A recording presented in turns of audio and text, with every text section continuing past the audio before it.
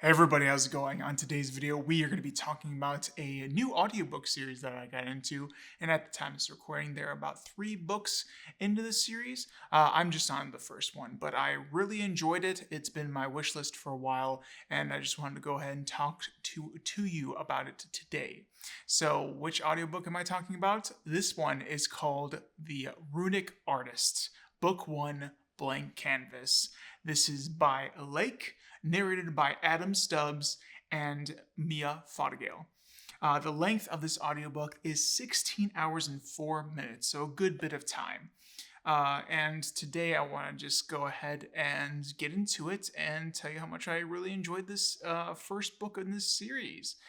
So a little bit about the summary for this audiobook is our main character Nate is a kid that has been orphaned and is living with his aunt, and she's not really that kind. She's really just seems like in the story taking the money that the government is giving her to deal with this child that she didn't even want in her life that the government gave to her, and she's just wanting that Kabbalah Dala to keep him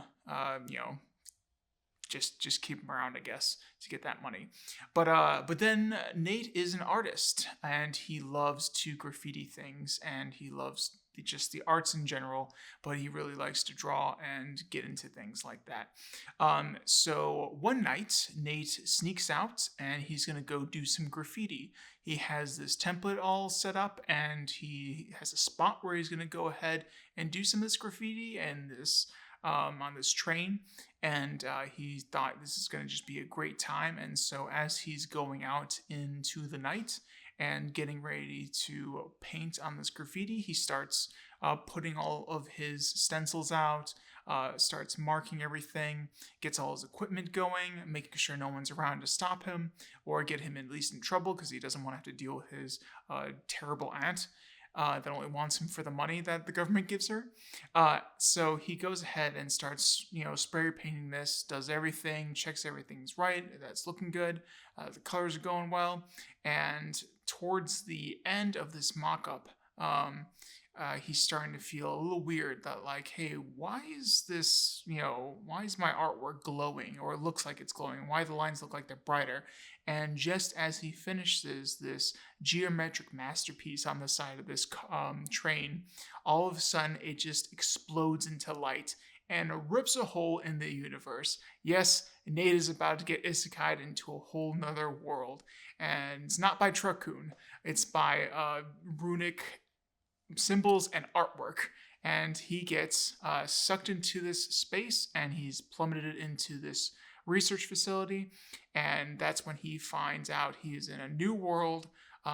There is magic, and there are monsters, and there are gods. He stumbles into a place where one god in particular, the Wanderer, decides to help him.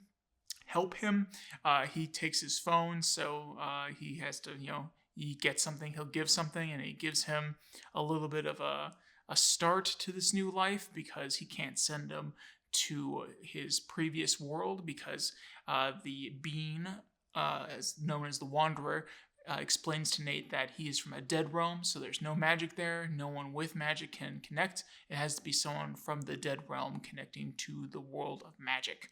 And so, after explaining that he can't go back, and not even this guy, God, I guess he claims to be, called the Wanderer, can't even bring him back there, because of all the insane calculations that it would take for someone from a dead world to get into a world of magic and all that crazy stuff. So after explaining everything to Nate, giving him some tools and some information and some translating abilities, he sends Nate to this new world that the Wanderer is currently hovering over, and Nate starts his whole adventure of gaining levels, learning how magic works, going through a dungeon, getting a familiar, fighting for his friends, making a life in this new universe. It is quite a change from what Nate has been doing in his past life. And just being a kid just past 18, he is just just finding where he is in the world. And now he has to find it in this new world. And I think he does a dang good job for this being the first book and figuring out what he needs to do. So that is a little bit of the summary. I'm going to go ahead and put in the description of this video a link to where you can go ahead to Audible and read a summary from the author and get a little bit of the sample from Audible. But yeah, I'm going to go ahead and just geek out and talk about it with you today and tell you the things I really enjoyed and things that some other people might not enjoy, maybe some cons if you want to call them that. But yeah, let's go ahead and dive into it. So, Nate is stuck in this world, and this universe that the author has built is what I find very interesting. I am always a sucker for characters that go about power in a different way, a way of fighting monsters and creatures in unique ways. Nate is an artist, and he learns runes, and he fuses those two things together, and he really gets into becoming a runic artist and seeing about all the powers and abilities that gives him and the advantages it does and what it helps him to complete and just crush all the challenges that are placed in front of him. I really enjoy the just power builds that are set up through all this. It seems very interesting, and I love how the main character just uses his abilities and how he is written. I just really thought the powers of this universe and this book series were really cool. And I am interested to see in future books what other characters might have not gone from like a straight path of warrior, archer, scout, or something like that, and something more unique and something more just not the ordinary. But yeah, that was one of the things that I just really enjoyed was just the powers and how Nate is just not going from, just picking up a sword or something like that. He's doing things differently. So yeah, that's just something I really enjoyed. Next is the engaging story.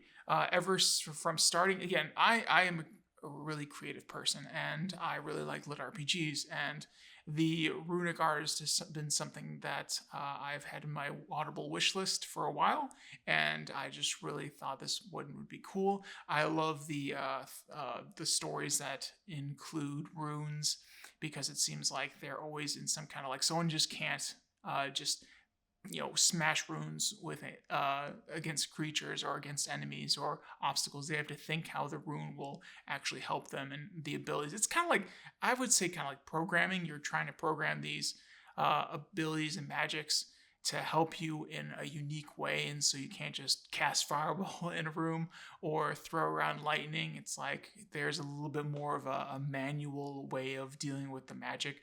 That's anytime I see runes primarily focused in a story, I just really get interested in. Again, like I said, I have had this audiobook on my wish list for a while, and I just took the dive, and I'm glad I really did. So that's why I'm going out and making this video and telling you that maybe if you're someone that likes the characters that aren't so straightforward, or you like how people have to adapt and overcome their challenges in unique and different ways, this is definitely a story that I would say to check out. But yeah, very engaging story. Next, I would have to say I can't wait to see how the main character's abilities grow. There's a lot kind of like, he's trying to, Nate, the main character, is just trying to figure out how everything's working, not real, no real resources to help him grow and become more of what a potential like hero he could be. It's mentioned in the first book that the Adventure Society, really wants to get him trained up and made him into a stronger force, because in the series there's like the nobles want to go ahead and be in charge of things, but they can't really take care of everything. They want all the power, all the prestige, but they don't really want to work for most of their things in the way that the Adventure Society does things. But the Adventure Society still needs powerful people to push back and kick back from the influences and the powers of the nobles.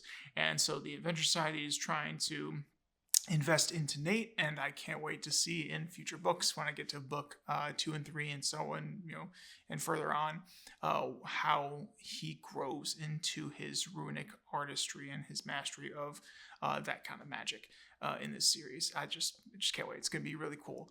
And again, I can't wait to see other characters. I think book 2 is some kind of tournament he has to enter into, and I can't wait to see what other characters, what they pull out, and maybe even other races. Because as of right now, I think it's just a humanoid base. The god, the Wanderer, was I think a different creature entirely. But yeah, I just can't wait to see what else Nate is gonna have to come up against and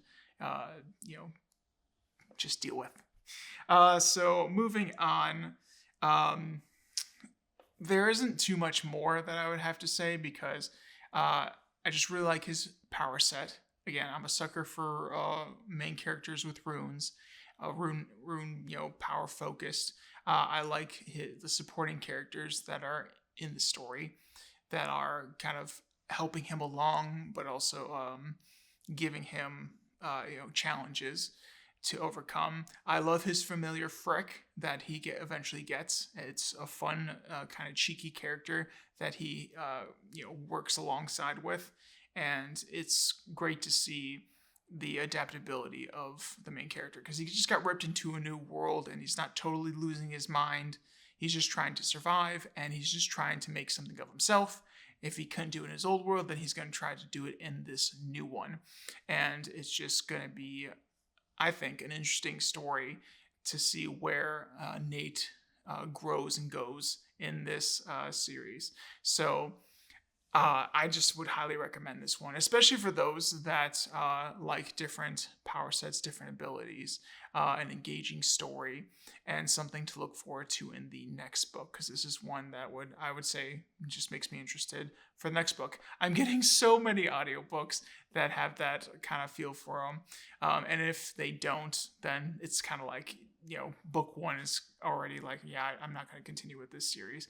But there are so many audiobook series that just have that, yes, I want more. I'm getting too many. My wish list is just growing, and every time Audible tells me, oh, the next book in this series is available, it's like, oh, come on. Or I'm on social media, and I'm part of a lit RPG group on Facebook, and they just, people tell me, oh, look, the next such and such main series or big series is coming out this year. And I'm just like, well, it's just another audiobook to put on my wish lists. And this series definitely has that going for it, where this is just another audiobook series that I really want to get into and really want to enjoy. So yeah. And I would say for those that may not want to get into this series or might not like it, I would just say, like, yeah, you have a character that's not so straightforward. He's trying to figure everything out. He's young, so you might not like a young character that's kind of like, just trying to, not freak out while he's trying to do all this, otherworldly business and getting sucked into a world with magic and everything. But I think it's done pretty well. And I would highly recommend that you at least check it out and do some of your own research and search it for yourselves. Anything else that I would recommend? I don't know. There's not too much. I guess if you're not someone that just likes runic main stories, because it's a lot in this series where this character's just trying to figure out and get into the nitty gritty of how he can use his abilities in a certain way. And if you don't like characters that are just trying to, min-max their ability in their set, then this might be one that you just want to go ahead and skip. But yeah, again, this is called Runic Artist, and I can't wait to get into book 2 of it. And I would highly recommend for those that have been listening to this video and get really interested in it, then I would say go ahead, check it out, and then hopefully you can find yourself a new story, or maybe save yourself some time and a credit because you don't find this one interesting. But I hope you just give it a chance, at least. All right, well, I will stop talking y'all's ears off and let you all get back to your audiobook listening. Until next time, toodles!